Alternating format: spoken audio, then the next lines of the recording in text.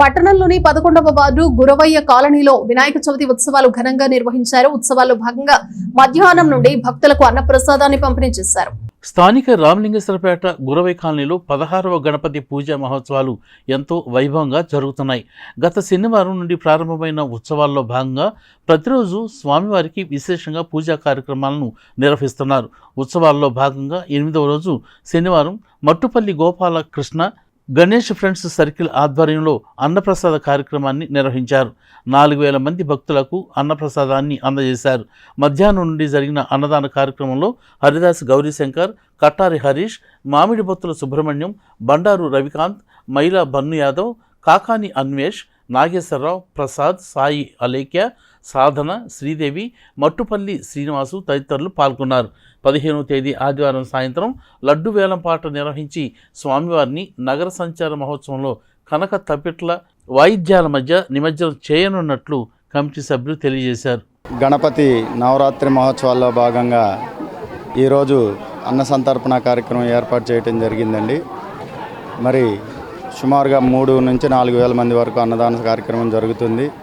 అలాగే రేపు ఉదయం గొప్ప ఊరేగింపు కార్యక్రమం కూడా ఉంటుంది. కావున లడ్డు వేలంపాట కార్యక్రమం 4 గంటలకు జరుగుతుంది. కావున ప్రతి ఒక్క భక్తుడు విచ్చేసి కార్యక్రమాన్ని జయప్రదం చేయాలని కోరుకుంటున్నాను. స్థానిక రామలింగేశ్వరపేటలోని గురవై కాలనీలో వేయించేసినటువంటి గణనాథుని 9వ రోజు మరి అన్నదాన సంపర్ణ కార్యక్రమం జరుగుతూ ఉంది. సుమారుగా 4,000 మంది భక్తులకి ఈ కార్యక్రమం ఏర్పాటు చేయడం జరిగింది.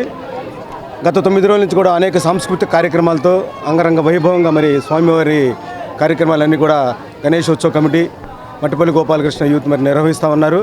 మరి ఈ కార్యక్రమాన్ని సహకరించినటువంటి ప్రతి భక్తునికి కూడా ధన్యవాదాలు తెలుపుకుంటాం. ఈ సందర్భంగా గణేష్ ఫ్రెండ్స్ సర్కిల్ ఆధ్వర్యంలో, ఎందుకంటే గత 16 సంవత్సరాల నుంచి ఈ కార్యక్రమం ఇక్కడ నిర్వహించడం జరుగుతుంది. ఎంతో రంగరంగ వైభవంగా చేస్తున్నారు.